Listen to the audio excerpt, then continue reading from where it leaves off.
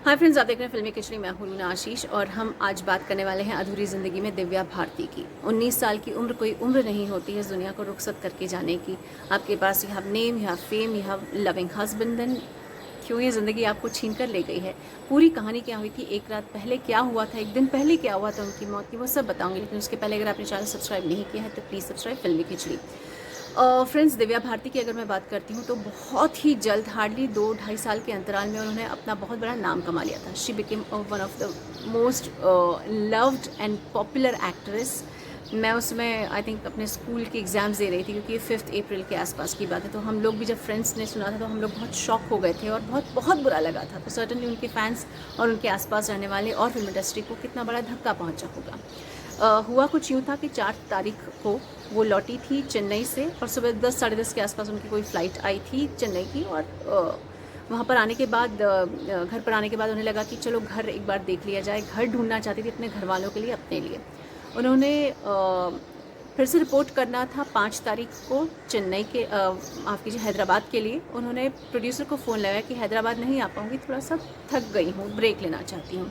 ये पूरा दौरान वो अपना जो पूरा समय है अपने घर वालों के लिए घर ढूंढने में देना चाहती थी। और बात तय हुई कि अपने भाई कुणाल और पिताजी के साथ पाली हिल में एक बंगला देखने जा रही हैं। वो सोनू मुखर्जी का बंगला कहलाता है और 80-90 लाख का कुछ बंगला कहा गया था उस समय में। Pali hill is one of the best locations and very posh location of Mumbai, Bandra में है। वहाँ पर पिताजी ने पूछा इतना पैसा है? वो हंसकर बोली दिव्या कि हाँ, इतना पैसा है, फिल्म साइन की है मैंने। जैसे ये बात हुई और उन्होंने कहा चलिए हम आप will get back to you, जैसी कुछ बात हुई। और वहाँ पर बांद्रा में कुछ एक फ्रेंड्स से दिव्या के, वो वहाँ चले गए, फ्रेंड्स से मिली अपनी। और इतने में फ़ोन आया घर से कि नीता लुल्ला और हस्बैंड जो श्याम लुल्ला है वो आए हैं, नीता ड्रेसेस लेकर आई हैं। और ऐसे में फिर दिव्या ने अपने पिताजी से कहा कि कुणाल मुझे घर छोड़ देंगे, आप अभी अपने घर पर निकलिए, मेरे घर पर ये लोग आए हैं, नीता लुल्ला और श्याम लुल्ला, उनको ड्रेस को लेकर आए हैं, तो मैं वेट नहीं करवाना चाहती। और वैसे ही वो निकल गए। और घर पर जैसे ही भाई ने उन्हें ड्रॉप किया, वो अपने घर पर आई। नीता लुल्ला और शाम के लिए कुछ बनाने के लिए अपनी मेड अमृता को कहा और हाथ में शराब का एक प्याला लेकर खिड़की के पास आ गई।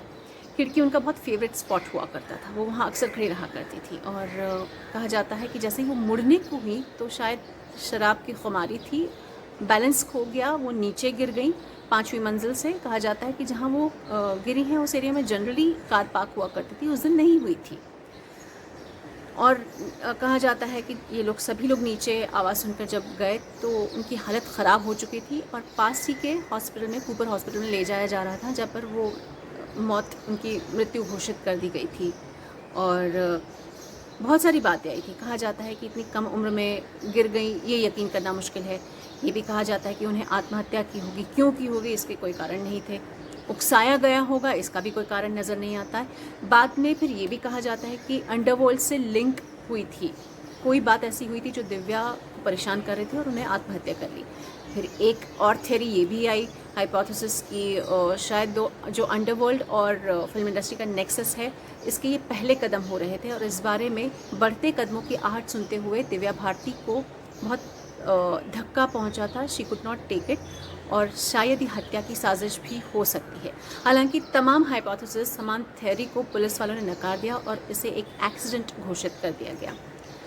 फ्रेंड्स, आपको क्या लगता है, इतनी खूबसूरत एक्ट्रेस जब इतने कम उम्र में अधूरी ज़िंदगी जी कर चली जाती है तो दुख तो होता होगा।